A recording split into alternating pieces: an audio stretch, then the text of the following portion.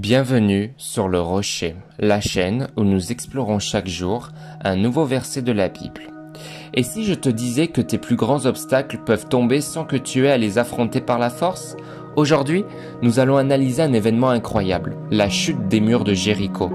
Un passage qui nous enseigne comment l'obéissance et la foi peuvent renverser n'importe quelle forteresse dans nos vies.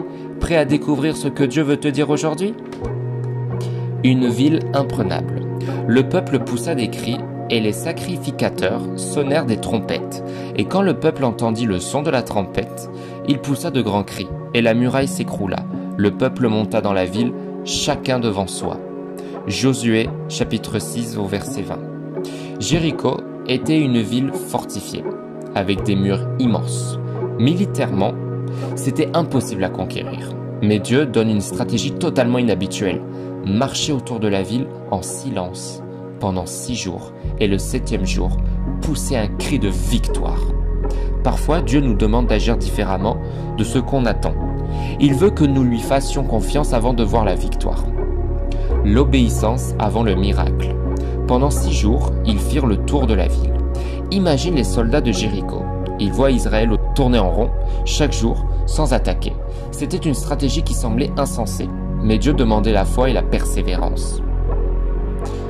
J'ai une question pour toi. Combien de fois avons-nous abandonné juste avant que le miracle ne se produise? Ce qu'il faut retenir de cette leçon clé, c'est que les murs tombent par l'obéissance et la persévérance. Et ce n'est pas notre force qui les fait tomber, mais la puissance de Dieu. Un cri qui change tout. Ils poussèrent un grand cri et la muraille s'écroula. Ce cri symbolise la proclamation de la foi. Après avoir obéi, Israël déclare sa victoire avant même que les murs ne tombent. Mais quel est le lien avec Jésus-Christ? De la même manière, Jésus a proclamé la victoire sur la croix avant même que la résurrection ait lieu. Nos prières et nos louanges ont une puissance spirituelle immense. Dieu attend que tu cries ta foi, même quand tu ne vois pas encore l'issue. Les murs de Jéricho sont tombés non pas par la force humaine, mais par la foi et l'obéissance. Quelles sont les forteresses dans ta vie qui semblent infranchissables? Dieu a déjà la solution, fais-lui confiance.